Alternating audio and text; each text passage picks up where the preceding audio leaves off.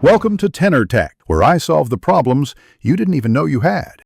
You start by confirming where the string entered the waistband and which end is accessible. Use a safety pin or straightened paperclip attached to the string end. This gives you a handle. Once done, pinch the fabric so the channel stays open and feed the pin into the opening.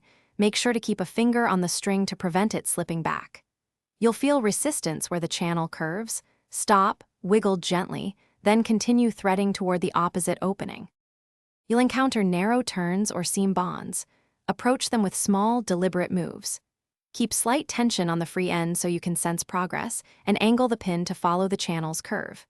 If the pin binds, pull back a fraction, rotate, then push forward. That change in orientation often releases the snag. Once the pin tip reaches the far opening, grasp it through the fabric and draw both ends evenly so the string sits centered and you finish by centering the string and tying a stopper knot or stitching the ends to the waistband so it won't slip out again.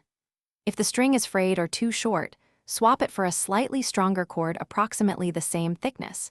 Use a safety pin method again. If the string still refuses to move, reopen the channel seam near the problem area, apply a tiny amount of soap as lubricant, and rethread. Make sure to resew seams securely when done. Thanks for watching. Subscribe to keep your life in tune.